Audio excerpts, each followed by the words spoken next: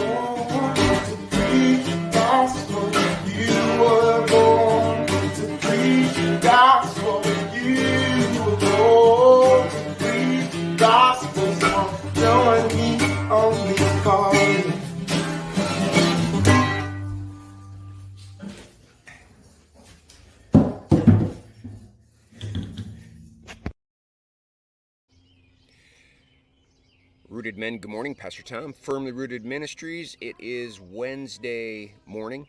You find me outside here on the deck at the house. This is Ken Gooch, and this is Bert Reggiani. And Bert Reggiani and I probably have something in common right about now, and that is we're getting the last details finished so that we can work our way to the west side of Michigan.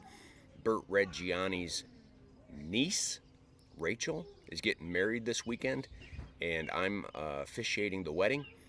We've been family to the Reggianis and the Diridorians for decades, and just honored to be able to do that wedding coming up. So got a few things to do here at the house before we take off, and so just working from home, and so don't mind the sounds of birds and geese and ducks out on the water. But who else is on board? Elmar, love you, brother. Good morning. Let's see, trying to figure out who else I may have here. Hold on. We got Mike Sandbrink. Good morning. We've got Ed Pila. Good morning. We've got Josh on board. Good morning, guys. So it's a rather lengthy reading today, and I don't know that I want to read the whole thing, but I just want to talk about where we left off yesterday and maybe take us into the end of chapter 10, which sets up chapter 11, which is the famous faith chapter. What does it mean to walk by faith? What does it mean? And what are the dangers that attack faith? So he told us yesterday in Hebrews that we should hold unswervingly to the hope that we have. What that means is the opposite can take place. That we can get caught up in the winds and the waves, and before you know it, we're just taken away. And faith is somewhere distant and cold and dark, and God seems far away and absent, and we can't seem to see anything, can't seem to see the light. Everything's just gray and foggy. What happens then is we fall back to old behaviors, we fall back to our old nature, we fall back to old religious habits, and he is telling the Hebrew people here who are converted to Christianity to stay focused. Stay focused. Don't go back. Don't go back. We have to respond like Peter when people were beginning to leave Jesus. And Jesus said, "Are you going to leave me too?" And Peter said, "Lord, to whom shall we go? Like, where else are we going to go?" Like, you may be confusing us right now, and it may be a little bit frustrating right now, but you've got the answers.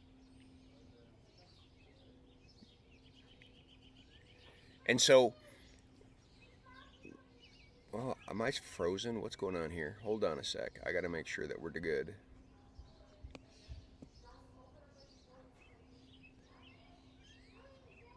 Well, it says I'm still live. All right. So hopefully you're hearing me. Someone give me a thumbs up. Tell me that you're hearing me. My video is frozen, so I just want to make sure that I'm still good. So, first and foremost, our faith holds on to the death and resurrection of Jesus. Period. It's a fact. Jesus died. He rose again from the dead. Done. That's where our faith holds on to. Satan wants to get us out into the outside extremes. You know, maybe I'm not doing enough. Maybe I should do more. Maybe God's not happy with me. Maybe I'm being punished. All that playing games he does, and all of a sudden our faith begins to waver. Rather than being unswerving, it's swerving all over the place.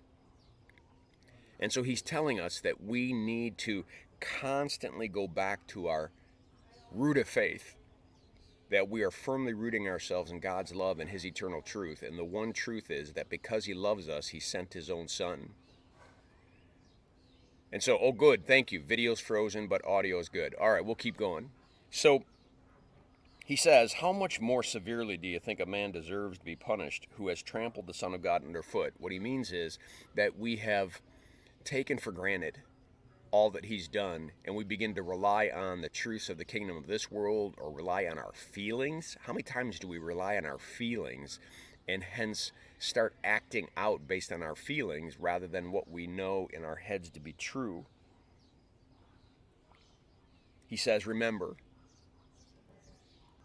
when you first came to faith. Remember how vibrant and exciting that was. Remember what you were willing to sacrifice and go through because of your faith in Jesus. Remember, and hold on to that faith. Renew that faith. And I think one of the things that we have to realize, that as we're maturing in our faiths, we always need to be rooted into when that faith was first created. When God loved us when we were unlovable, when he redeemed us when we didn't know we needed to be redeemed, when he set us free and paid the price for our sins when we didn't even know what that price was.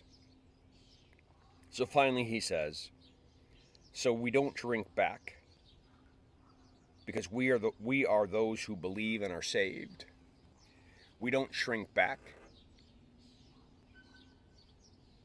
Paul says, forgetting what lies behind, we strain